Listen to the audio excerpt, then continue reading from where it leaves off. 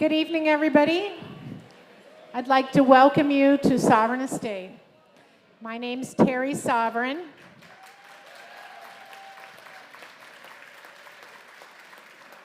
Thank you very much for coming tonight.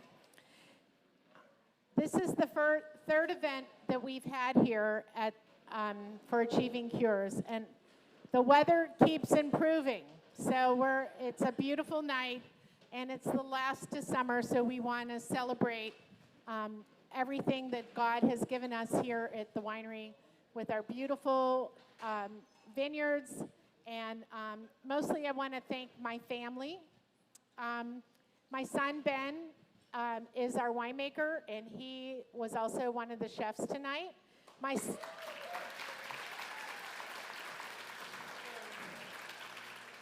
I don't know if it's for the wine or the food, but they're both equally important.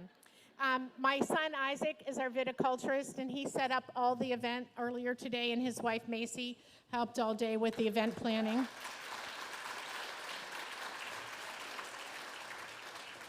My husband, Paul, he's really, he's a farmer pretending to be a doctor, but he's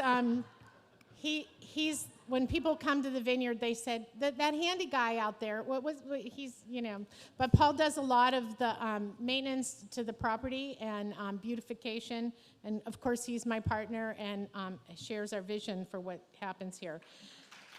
Thank you. And I'd like to thank our incredible staff tonight.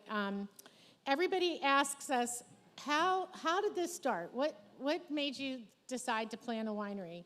And the truth is we were drunk, and we were sitting on our patio and looking at the lake and looking at some corn. And I said, can I go pick some of that corn? He's like, well, you can't eat that corn. It's for the pigs. And I'm like, well, why would you have corn if you can't eat corn? I said, let's plant something we can enjoy. So we decided after some research how valuable our location was for growing grapes, and that's really, really important. We have a microclimate because of the lake. We have a southern-facing slope, and the University of Minnesota is doing a lot of research with hybridized grapes. So people say, oh, I don't drink a hybridized grape. Well, if you drink Cabernet Sauvignon, you're drinking a hybridized grape. So, and I'll hear that, I only drink Cabernet Sauvignon. I'm like, well, anyway, hybridized grapes come from France, and they have been bred with our native grape here, and there's a wonderful history about wine that I could go on and on and on about, but there's more important things to talk about tonight. But we absolutely have the best winery in Minnesota. We're making the best wine. My son, Ben, just won, well, that would be my personal opinion, but it happens to be the opinion of the International Grape Growers Association. We just won the Governor's Cup for Best Wine in Minnesota. It happens to be on your table. It's the La Crescent. And one of the La Crescent vintages just won. Not only it was judged in California at the San Francisco Chronicles Wine Competition. Anybody follow San Francisco Wine Chronicle? It's the #1 wine competition in the country. A version of the La Crescent won Best in Class, so it's one of the top, it was the best American white wine, and it also was pulled out as one of the 50 most exemplary wines in the United States. So right here in Minnesota, that's what's happening. But besides wine, there's all kinds of other wonderful things happening here. And I'm happy, I gotta tell you, I wouldn't be here tonight if it wasn't for this program, because I was a patient of this therapeutic program with the microbiotics. And you know, the first time I spoke, I talked about how sick I was. Well, that's history, and I don't wanna talk about it anymore, because that first night that I was here, I had just gotten through treatment, and I looked at those pictures, and I'm like, who's that old lady? Oh, that's me. But I didn't look well. But 2 years later, I got to tell you, I feel fabulous. I'm very healthy, and I have them to thank. I was running out of time, and I was also running out of intestines. So I needed to do something, and that's how I found Dr. Khoruts. And It took a little while for us to figure out exactly that I needed this therapeutic program, but it's been wonderful. And it's when you're a cook and you can't eat, it's really bad. So, I used to chase Ben around. I'm like, would you taste this? I can't taste this. I couldn't eat. So that went on for a long time, but the program has been so wonderful, and it's so important. It took me so long to find it. And I just want that for everybody that struggles like with the digestive issues that I had and other ones that are being treated by this program. So we just want to look at the future. And here's what I have to say. This is the third year for this gala, and it has grown. It's almost doubled in size. So the attendance here tonight is at least double or more than the first night that we've done this program. So more and more people are hearing about it. With that said, I expect double the contributions tonight, if not 3 times, because we want to set the record for what's happening here for fundraising at Sovereign Estate. We do a lot of events. Every week I have an event. I do a lot of events, but I couldn't do it if I wasn't healthy, so I'm so happy we're doing more and more events, and I can tell you next year we're going to have a full-service restaurant over here and another winery, so look forward to that too. But, what occurred to me was when I was looking for all this, how sad it's been that right now, with everything that's going on in medicine, we have to be strategic about our care. And I think we really need to focus in on why supporting this cause is so important and how we can do that at a grassroots level and then actually get a handle on it so it doesn't get swept away by people that are interested in money and not curing people. So I know the heart of what's going on here, and I know they're doing God's work, and that's why I'm happy to support them. So with that, I'm going to take my glass, and I'd like to make a toast, and please join me in toasting Achieving Cures and all the work that they do and all the support for life changes. May God bless you all. Amen. Cheers. Okay. Yeah, thank you. Let's give a round of applause for Terry.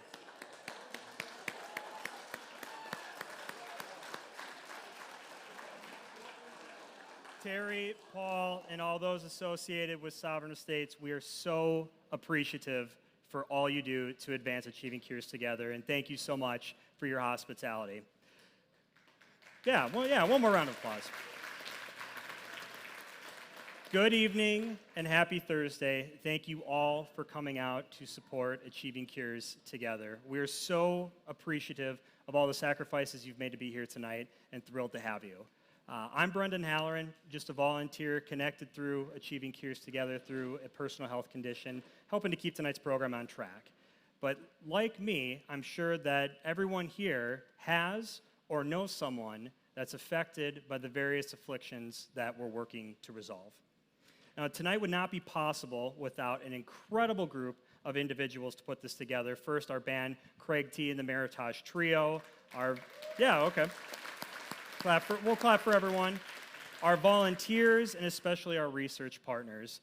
In addition, we are so grateful for our corporate sponsors. They're going to be shown up here on the screen as well as they're in your program. Please consider patronizing their businesses, or better yet, consider becoming a sponsor alongside of them. So for all of us at Achieving Cures together, quite simply, thank you. You are not only supporting, but living the mission, saving lives by advancing microbiome research. Let's give a big round of applause for progress.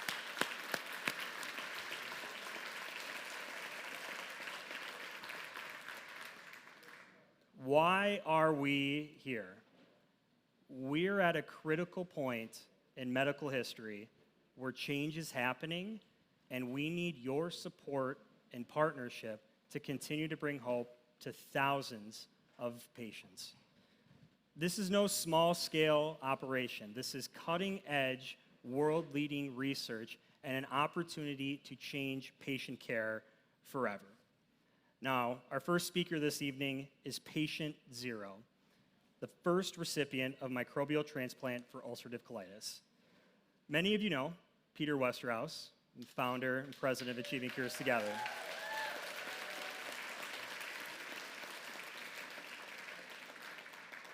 But I know Peter as a survivor. Not only a survivor, but someone who saw an opportunity, recognized a need for change, and helped pave the way for better, more effective patient treatment for others. Let's welcome Peter Westerhouse.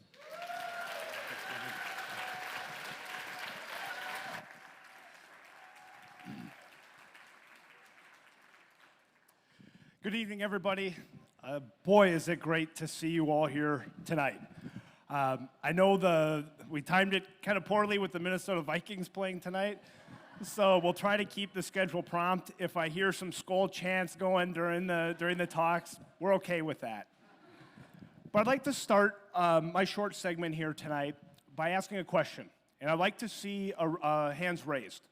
How many of you here know someone that is battling ulcerative colitis or Crohn's disease? Look around. If I would have asked that question 10 years ago when I was diagnosed, I think there would have been a couple hands. And the reason I know that is because when I would tell people I had ulcerative colitis, they would look at me like I was a foreign alien. Now, ulcerative colitis and Crohn's disease are categorized as inflammatory bowel disease. And it comes as no surprise that so many hands were raised tonight, because inflammatory bowel disease is an illness that is increasing in prevalence faster than many, many, many other diseases. In fact, a study that was published in July said that 1 out of 100 US adults suffer from inflammatory bowel disease. 1 out of 100. In 7 years, that number is supposed to grow 140%. Think about that. The question for you is, what does that mean for you? What does that mean for your kids? What does that mean for your spouses? What does that mean for your loved ones, your friends, your coworkers? As you reflect on that, I can tell you what it means for me. So again, I said 10 years ago, I had a mild diagnosis of ulcerative colitis. I was playing football for the Gophers. And in a couple short months, my diagnosis became extremely severe, to the point where I was having 30 bowel movements a day, the lining of my intestine coming out in the toilet, blood. I lost almost 100 pounds, couldn't eat, couldn't sleep. I whittled away to virtually nothing. And I tried every sort of treatment and drug and therapy out there. Nothing was working. Until I was connected with the University of Minnesota Microbiota Therapeutics program. Now, this program was on the cutting edge. They were pioneers in the microbiome research world. And they were doing what's called fecal transplants. Some of you may have heard of that. Basically, the short story of that is you're taking donor material, extracting microbes, and transplanting that into a recipient.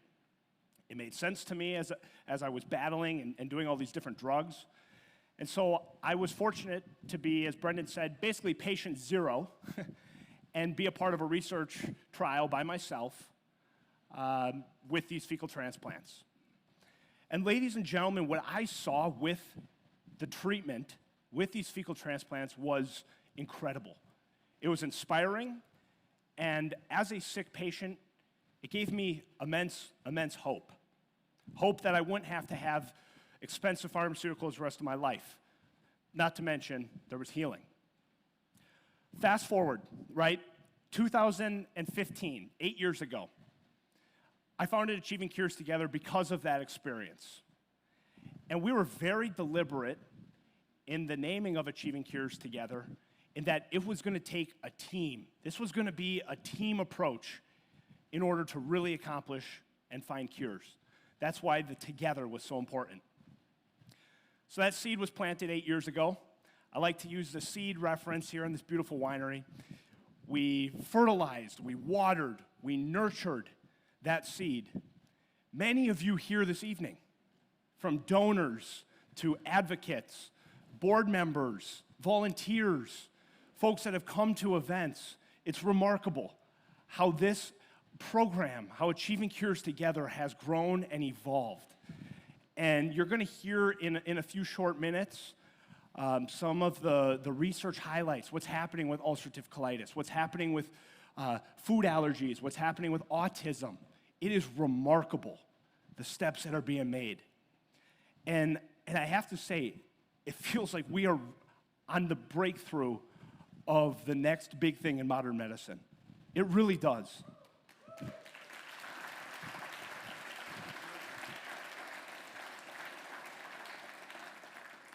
So, back to my question, what does this mean to you? I think what it means is the importance of here and now, where we are, that collectively we can come together, achieving cures together, we can act, and we can push cures forward. It's with my great pleasure now I get to introduce Dr. Khoruts. If I could sit up here, I could talk about Dr. Khoruts for hours and his resume and the research he's done. It's remarkable. He truly is a pioneer in what's the whole microbiome world and what's happening. But I also know Dr. Khoruts as a friend. I know him as a friend. I see his passion for helping individual patients. I see his empathy, and he truly is a leader in this entire field. I remember when I early days of meeting Dr. Khoruts, he told me, this is all worth it if he helps treat one person. Well, let me tell you, ladies and gentlemen, that Dr. Khoruts and the help of everybody here this evening, thousands of people have been treated. Thousands. And so it's with my great pleasure, I'd like to introduce Dr. Alexander Khoruts.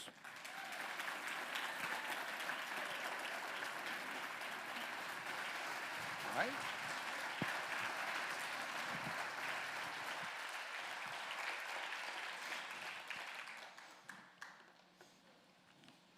This event is getting bigger every year. Some of you are just learning about what ACT is about. Some of you have been here before and know a little bit about what the ACT is about. Those of you who were here in 2021 may remember we came this close to collapse in the middle of COVID and university shutdowns. And it was achieving cures that sent us a lifeline. And as a result of that, not only did we survive, but we actually helped hundreds of patients during COVID. And I think we saved hundreds of lives since and launched new clinical trials. However,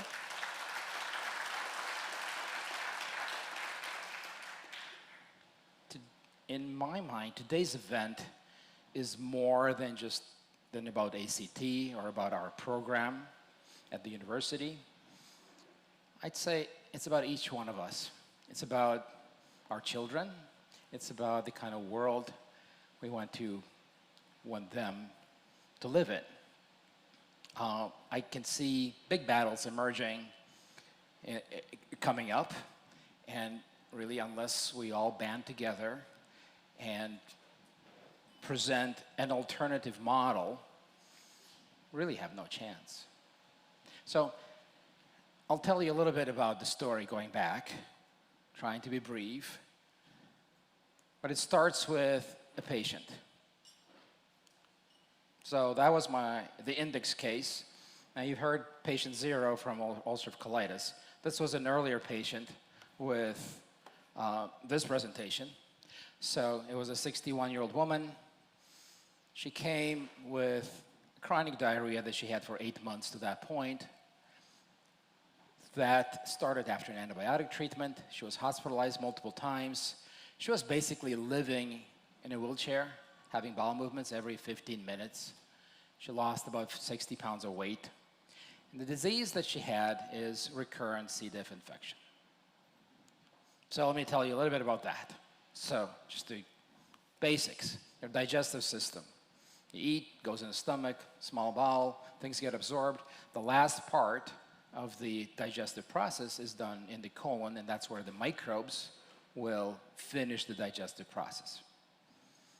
So whenever you take antibiotics, it's like you throw a grenade in there, and that microbial community gets disrupted. And that's when you become vulnerable to this particular infection, C. diff. And then, of course, we treat that with antibiotics to kill the C. diff. But the problem was caused by antibiotics in the first place. So, and the C. diff is kind of smart. It makes spores. And spores cannot be killed by antibiotics. So the patient is temporarily better, and then they stop the antibiotics, it comes back. That particular patient actually did not even respond to antibiotics. She had a continuous illness. And so we thought for about 7 months of what to do, trying different antibiotics. And I thought, well, what she needs is a repair. She needs those microbes back. And that's basically what's done. You put the microbes back. And I'm not going to go into the crude details of how that was done. But what made our experience different from others who were thinking of that is that I thought we need to actually demonstrate that these microbes from her donor, it was her husband, were transferred in and stayed in. Okay, so team science is absolutely necessary to get something like this done. It so happens we're in an agricultural state, and what I needed was a microbial ecologist, somebody who could look at the entire microbial community, not just one microbe, to tell me what changes happened. So that's where I collaborated with Dr. Sadowski, and you can see he's in soil science. That's where the science was. He knew something about dirt, and we were dealing with a waste product. And we made history. This is New York Times 2010.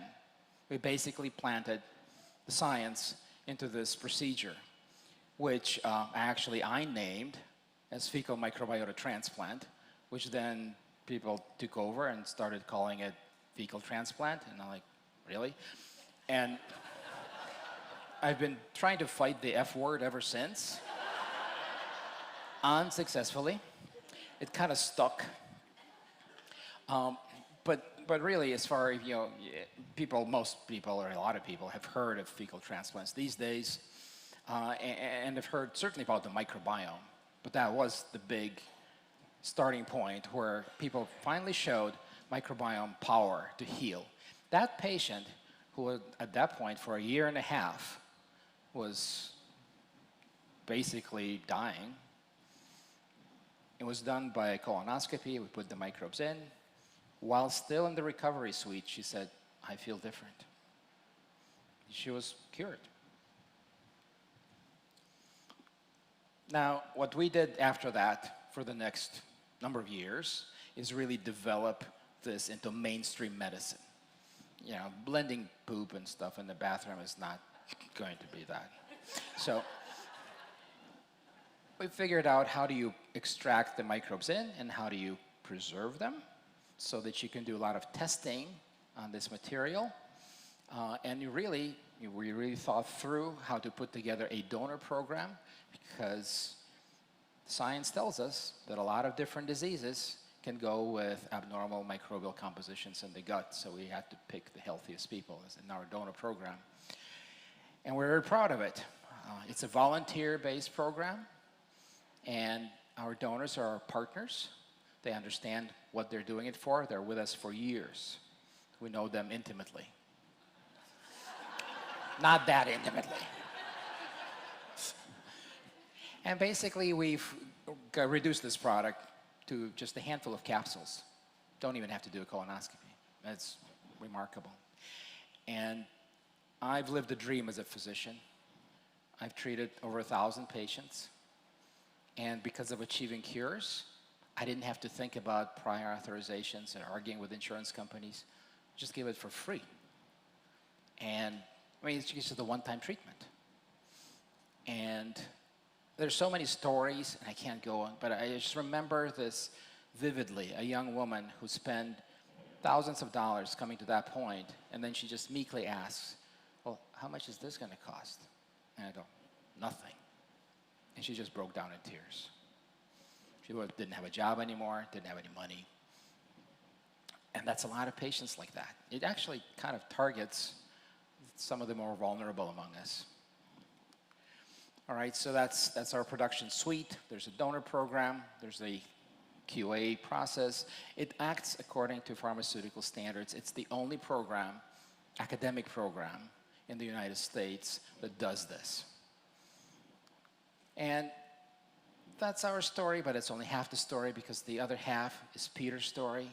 And Peter's integral to entire vision of how this was supposed to be. And he told you a little bit about it.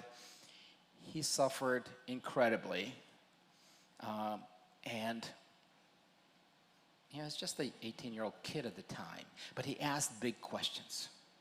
He saw that basically, about 100,000 was being spent on medications, and there wasn't much progress. And he asked, well, if there is like 1% of people in the United States that have these diseases, and an average person, healthcare expenditure is about 50,000, that's like $150 billion a year. With this kind of money, why isn't there cures? Maybe a naive question, but it's not that naive. And I think he felt like not necessarily the center of attention, but it's like a cog in a big machine that made money for everybody.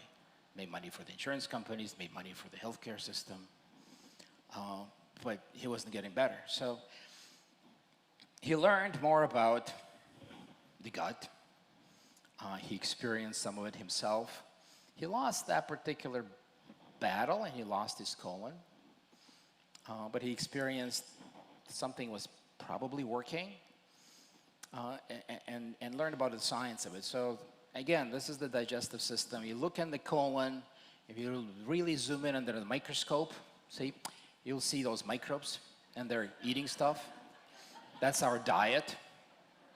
And as they're eating stuff, they're making their own chemicals.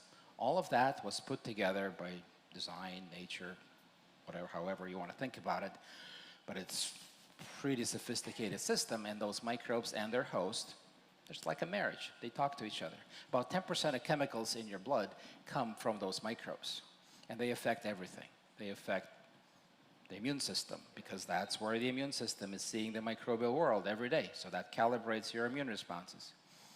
Obviously, they're interested in energy metabolism. So, and so many of the modern diseases, ranging from cancer to obesity to autism, there is a component there that is relevant. And as Peter learned about that, he thought, well, why aren't we doing more research on this together? Why isn't this not happening? So that was kind of a thought that we had this manufacturing figured out, and we could feed different clinical trials across the United States without any commercial interest. We wanted to know the science, not to grab some IP and then come up with a quick drug. That's our program back in 2013. 10 years later, that's our program. It's grown.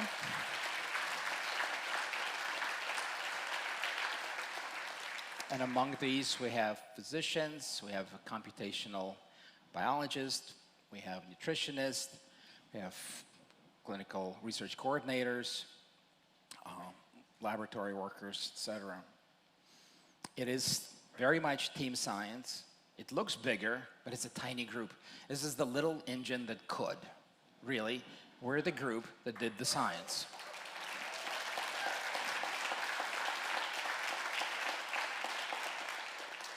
That's our missions. We help patients in need, number one patient at a time. Drive research to develop new cures. And this is our mission here. We want to build a community of people who care. What have we done? Christy will tell you about different trials we're supporting. C. diff, as that infection remains one of the main foci, because we know we can achieve cures there. And so we've collaborated with a nonprofit out of Boston, Open Biome, which distributes what we manufacture across all 50 states. So that translates into thousands of people being helped. Now, you could ask, well, this is our healthcare system. You know, it's great if you're insured, but, and Peter might not know this as a patient, but I can tell you as a physician, half the time I spend is on prior authorization, on all kinds of paperwork, on fighting. I'm practicing insurance, not practicing as much medicine. With this, I was able to practice medicine. And we were actually, had a couple colleagues, we sent the material for free of charge as well. And we asked, you know, how ridiculous a question to ask these days, what would physicians do if they didn't have prior authorization to deal with? They would actually make decisions based on what patients need. We actually got surprising results. Like,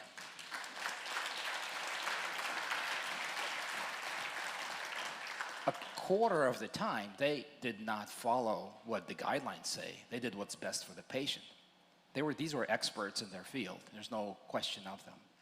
So even if you're insured, there's still all this activity behind the scenes that drives the cost up. Now, I would ask you, you would ask me, like, so basically you can take stool and you can make it into medicine. That sounds like a great business plan. Now, we've thought of that. And we do have intellectual property on it, but we're not the only ones who thought of that. Big Pharma thought of that as well. And as of November 2022, there is a product now approved on the market. And they didn't do any really research to figure this out. It was all public. Their innovation was in how they name it. They don't name it fecal anything. It has a kind of rejuvenating name. And they looked at our research and think, what's the least amount of poop you can use in order to be better than a placebo in order to get approval from the FDA? It was actually in our work written what that amount is, 1 gram. 1 gram of stool will get you a little bit over a placebo. It's not the optimal amount, but that's what they chose to do. And how much do you think they priced it at? $10,000. So if you think about it, 1 turd is about 100 grams. Translated into dollars, that's $1 million turd. That's what the innovation is about. Brilliant minds thought of that. The president of that company is right here on the picture, getting awarded. It's the tall guy.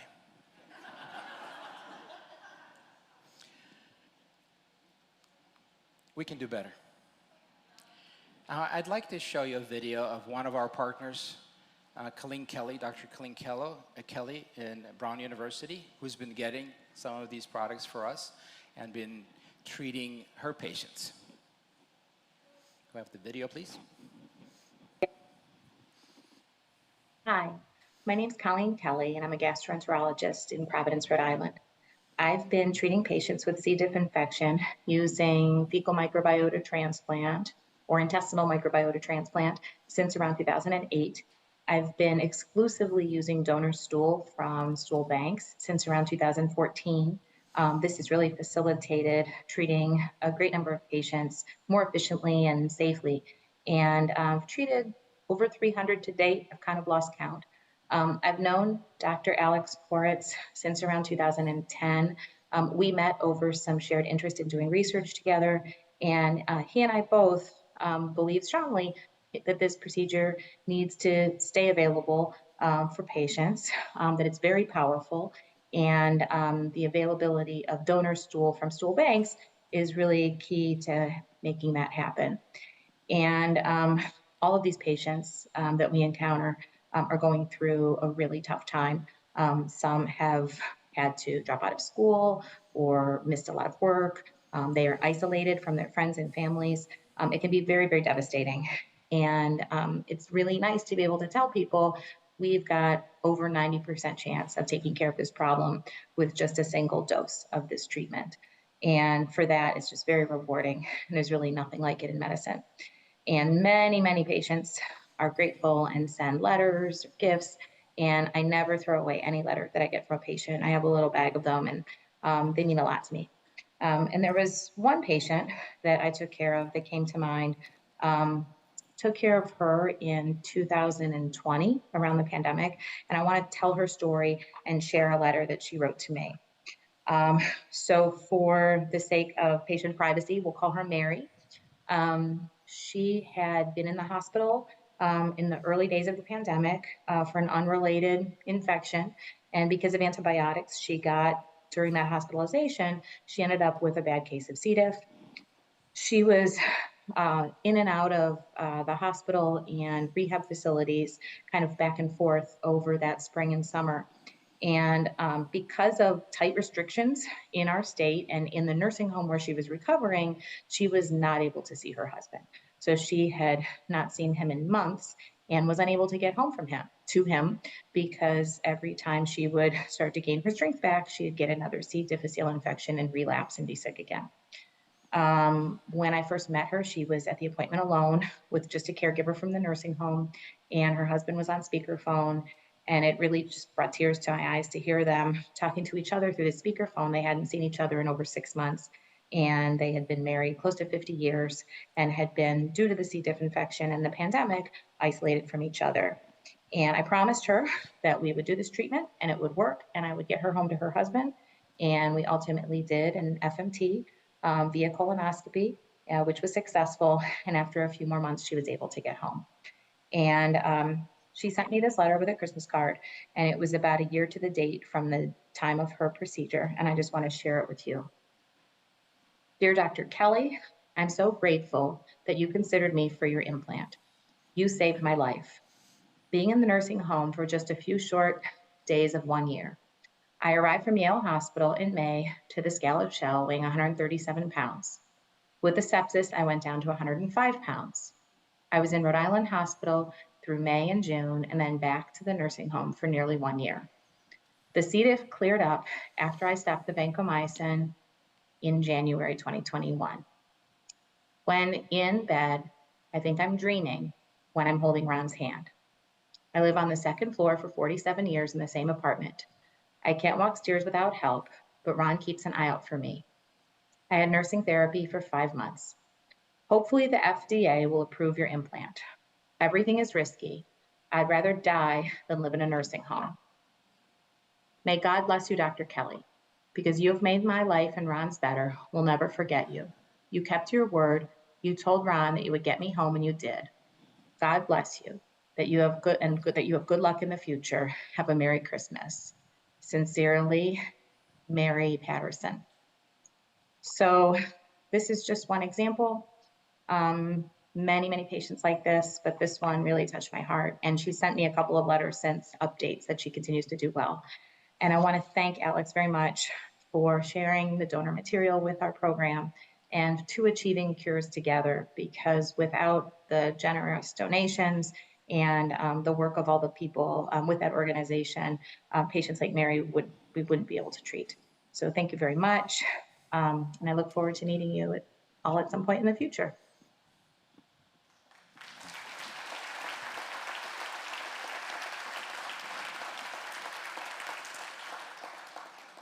You know, Woody Allen said, life is meaningless, but it doesn't have to be empty.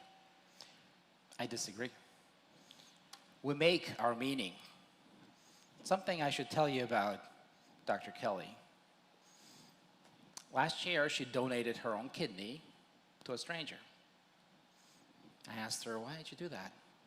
She said, well, this gentleman in my gym, he was always so happy, and he made everybody around him happy.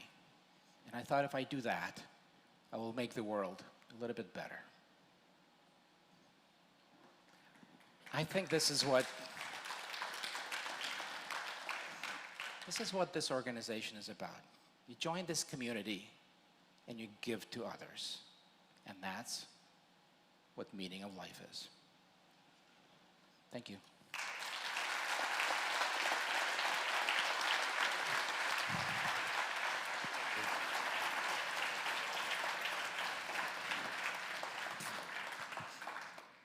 Thank you, Dr. Khoruts. As you can see, Dr. Khoruts, Dr. Kelly, and other researchers in this room, they are doing their part. Collectively, we are achieving cures together. We need to do our part. They need our support. Our next speaker this evening is Christy Lansdowne. Christy is the Executive Director of Achieving Cures Together and responsible for a lot, but in summary, coordinating the vital collaboration of how our support reaches the researchers enabling cures. Please welcome Christy Lansdowne.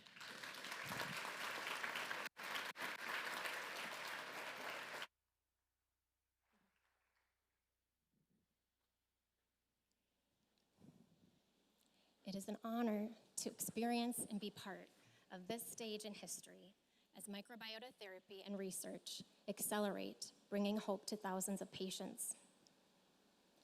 To date, over 2,000 patients with recurrent C. difficile infections have been treated by your generosity. Additionally, over 4,500 microbiota treatments have been provided to clinical trials around the country. Our partners are world-leading researchers in their fields, heading up FDA-approved and regulated clinical trials. We partner with 26 academic research groups and clinical providers in 17 states. The list of all our current and emerging clinical trials is on your table. Our academic partnerships and research indications continue to grow.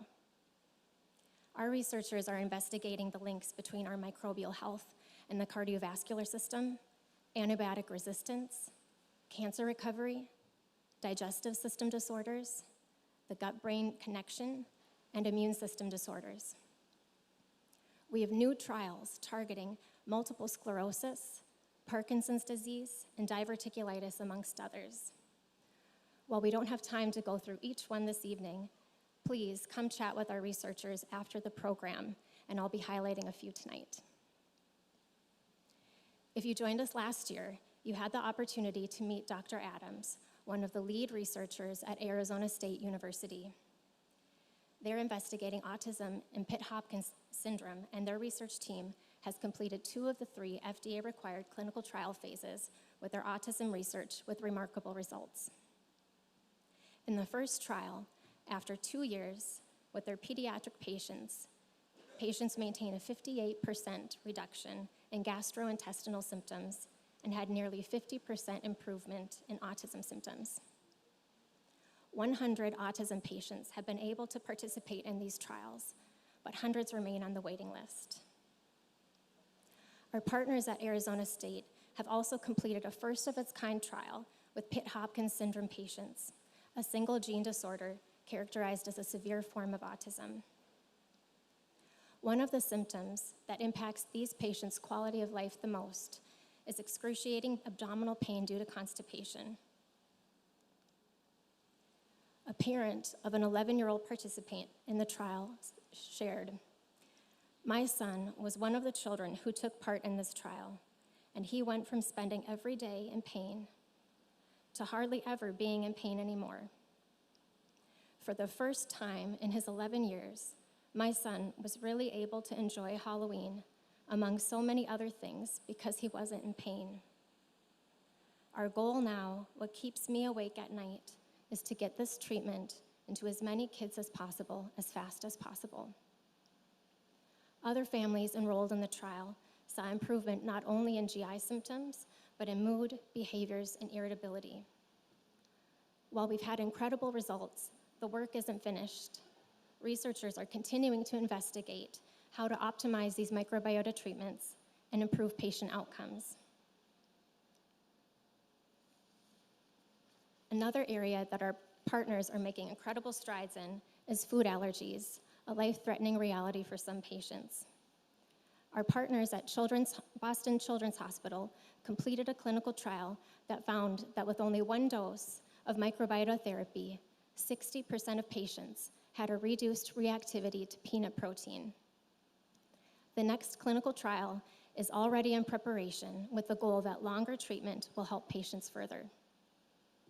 And here at the University of Minnesota, our partners, including Alex Khoruts, Daphne Mutsoglu, and many others here with us tonight, recently completed their trial targeting ulcerative colitis.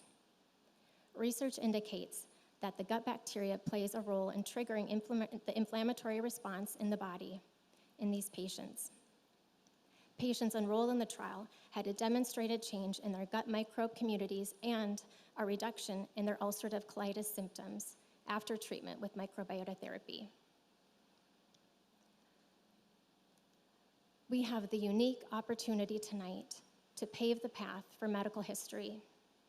We are a small but determined and effective team. And as Dr. Khoruts said, we are the only academic nonprofit program in the country providing microbiota therapeutics to clinical trials. We need your support to continue treating patients and expanding research. Now, it is my pleasure to introduce Kevin Durhaeg, who was one of the 27 patients in the recent ulcerative colitis trial. Please give him a warm welcome as he joins us to share his story.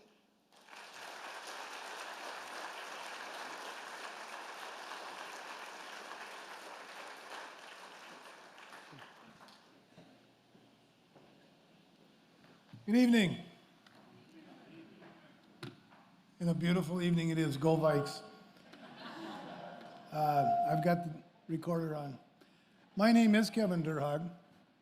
I'm 70 years old. I'm retired. I'm a golfer and pickleball player. You got to keep moving. And thank goodness my ulcerative colitis didn't show up while I was working, because I don't know how you could possibly work with that disease. It controls your life. It certainly altered my life. But in the fall of 2020, I knew I needed some help with some ongoing digestive and bowel symptoms. So I scheduled a colonoscopy. Doctor did it, came back. You have ulcerative colitis. Great. He referred me to a gastroenterologist. Remember 2020, COVID? Yeah. So, because of COVID, my visits with my doctor were virtual. I actually never saw him. It was all FaceTime. We discussed the treatment plan. He did a blood test, discovered I had latent tuberculosis, so the first thing he did is put me on a 9-month course of antibiotics. Yeah, isn't that great? So, and that's to prepare you in case they have to be treated with immunosuppressive drugs in the future. Well, during that 9-month regimen, my ulcerative colitis continued to get worse. Doctor recommended we try some oral immunosuppressives. Well, that didn't work. Pretty soon, he said, well, let's try these infusions with Inflectra. I'm sure you've seen the commercials on TV for Inflectra and some of the other drugs that they like to use. Well, after 4 infusions, my health continued to decline. I wasn't getting better, I was getting worse. My quality of life had eroded to a point, and like many people I've spoken to this evening, you couldn't hardly leave the house. You go into a store, the first thing you do, where's the restroom? Playing golf, playing pickleball, wasn't an option. Clearly, the Inflectra was not helping, and a conversation with the gastroenterologist recommended I consider scheduling surgery. Remove your colon. We're going to give you a colostomy bag. No, we're not going there. Not doing that.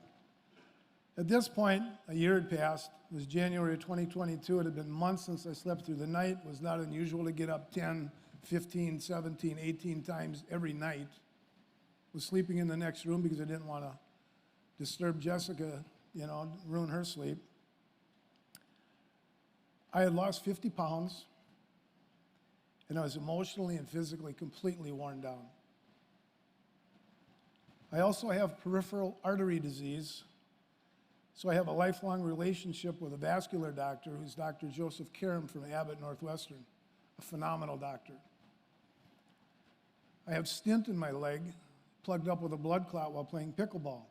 I knew that because it had happened, that's what you feel, is you feel this fire in your calf, and you just know. So I called him. I ended up at Abbott. He took one look at me and he goes, my God, man, what happened to you? So Jessica talked to him and said, do you know anybody that Kevin can see, because this is getting worse, it's not getting better? Now, I'd been through 2 different forms of infusions. They had talked about removing my colon. He says, let me check. He called me the next day. He said, I got a friend of mine at the University of Minnesota, and he's got a friend I want you to go see. His name's Dr. Byron Vaughn. I went and saw Dr. Vaughn. My nightmare ended at the University of Minnesota. Once I was enrolled in the FMT study, my path to declining health turned to a path of recovery. It was almost instant. 1 year ago this month, last September 1st, I started the FMT study with Dr. Vaughn, Sharon, Lulu, all the staff at the University of Minnesota. The results were almost instantaneous. Within 30 days, I was feeling better. By the end of the 3-month trial, my system was almost back to normal. In April of this year, Dr. Vaughn, who left for Uganda for a year, wanted to perform a colonoscopy because he had done other procedures and looked at my colon. The results of the colonoscopy, I don't have UC anymore. It's gone. Thank God.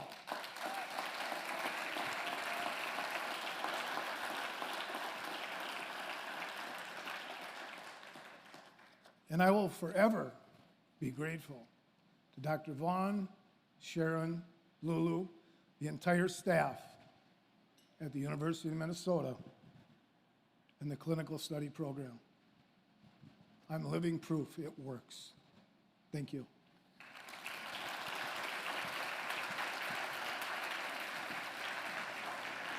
Thank you, buddy. Wow, hard to follow that.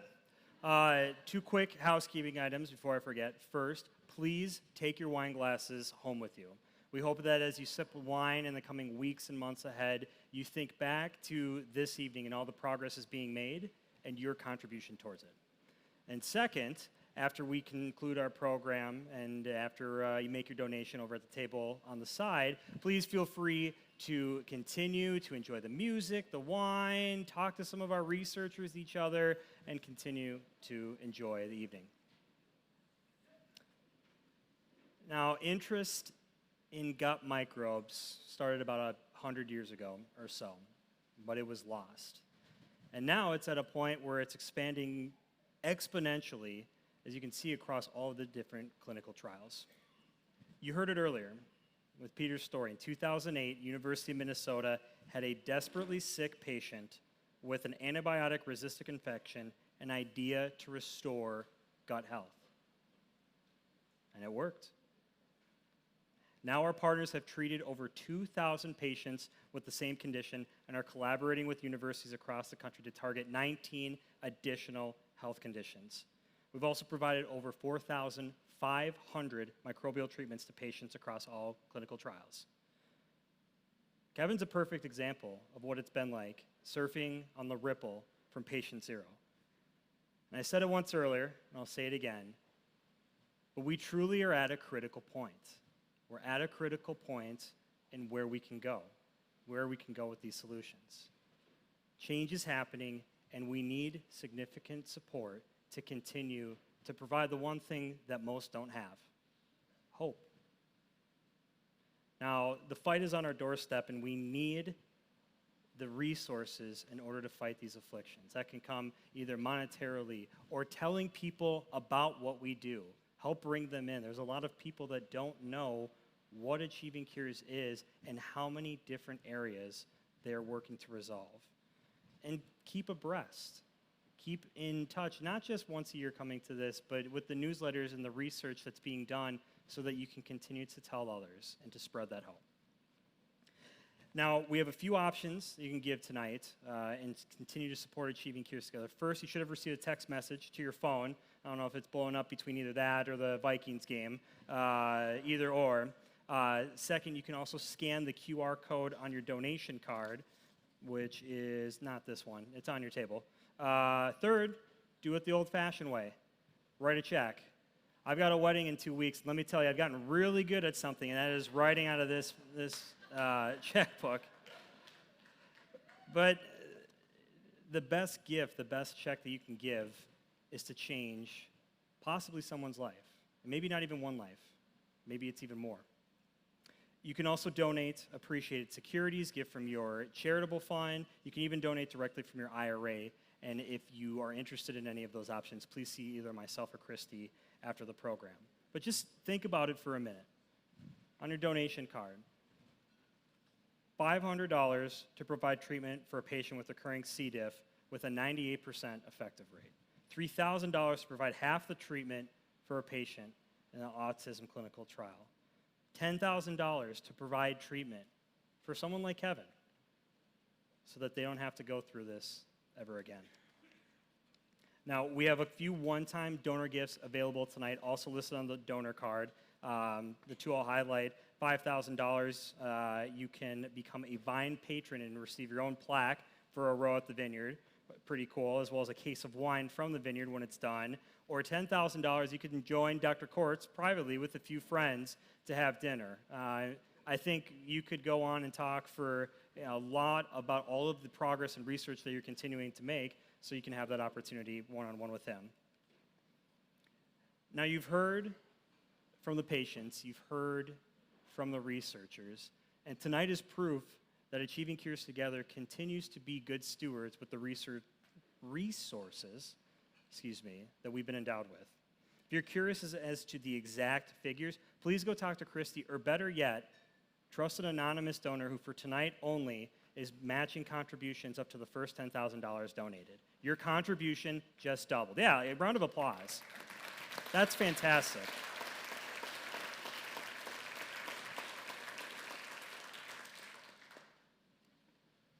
This patient-driven concept, this research, this progress, this isn't race for a cure. This is the battle for the future of patient care. The number of additional patients that we're able to help, that is entirely up to all of us here. Help us bring hope to those who have none. Thank you for your attention, and please enjoy the rest of your evening.